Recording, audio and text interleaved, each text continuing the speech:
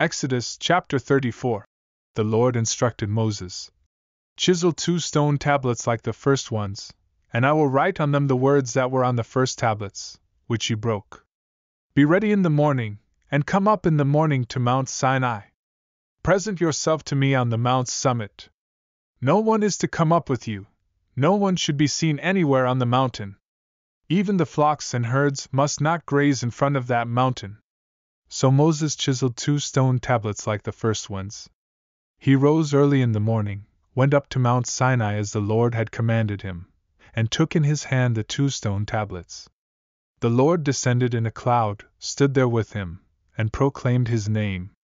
And the Lord passed in front of Moses, proclaiming, the Lord, the compassionate and gracious God, slow to anger, abounding in love and faithfulness, maintaining love to thousands, and forgiving wickedness, rebellion, and sin. Yet he does not leave the guilty unpunished. He punishes the children and their children for the sin of the parents to the 3rd and 4th generation. Moses quickly bowed to the ground and worshipped. He said, If I have indeed found favor in your sight, O Lord, please go with us. Although this is a stiff-necked people, forgive our iniquity and sin, and take us as your inheritance. And the Lord declared, Behold, I am making a covenant. I will perform wonders before all your people that have never been done in all the earth or in any nation. All the people among whom you live will see the Lord's work, for what I am about to do with you is awe-inspiring. Observe what I command you today. Behold, I will drive out before you the Amorites, Canaanites, Hittites, Perizzites, Hivites, and Jebusites. Be careful not to make a covenant with the inhabitants of the land you are entering, lest they become a snare among you. Instead, tear down their altars, smash their sacred pillars, and cut down their Asherah poles.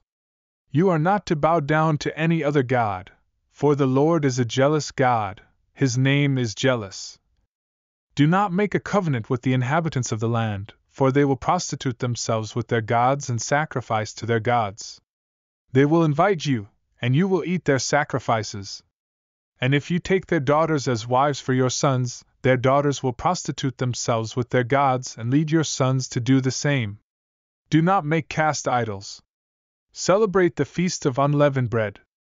For 7 days you are to eat unleavened bread, as I commanded you, at the appointed time in the month of Abib, because in the month of Abib you came out of Egypt. The firstborn of every womb belongs to me, including all the firstborn males of your livestock, whether cattle or sheep. But you must redeem the firstborn of a donkey with a lamb. If you do not redeem it, break its neck. You must redeem all your firstborn sons. No one shall appear before me empty-handed. Work 6 days, and rest on the 7th, even in plowing and harvesting season. Observe the Feast of Weeks with the firstfruits of the wheat harvest, and the Feast of Ingathering at the turn of the year. 3 times a year all your males are to appear before the Lord God, the God of Israel. I will drive out nations before you and enlarge your borders, and no one will covet your land when you go up to appear before the Lord your God 3 times a year. You must not offer the blood of my sacrifice with anything leavened, nor may the sacrifice of the Passover Festival be left until morning. The firstfruits of your land you are to bring to the house of the Lord your God. You must not cook a young goat in its mother's milk. Then the Lord said to Moses, Write down these words, for in accordance with these words I have made a covenant with you and with Israel. Moses was there with the Lord for 40 days and 40 nights, without eating bread or drinking water. And he wrote on the tablets the words of the covenant, the 10 Commandments. When Moses came down from Mount Sinai with the 2 tablets of the testimony in his hands, he was not aware that his face had become radiant from speaking with the Lord. And when Aaron and all the Israelites saw Moses, his face was radiant, and they were afraid to approach him. But Moses called out to them, so Aaron and all the leaders of the congregation returned to him, and Moses spoke to them. And afterward all the Israelites came near, and he commanded them everything that the Lord had spoken with him on Mount Sinai. When Moses had finished speaking with them, he put a veil over his face. But whenever Moses went before the Lord to speak with him, he would remove the veil until he came out. And when he came out and relayed to the Israelites what he had been commanded, they would see that Moses' face was radiant.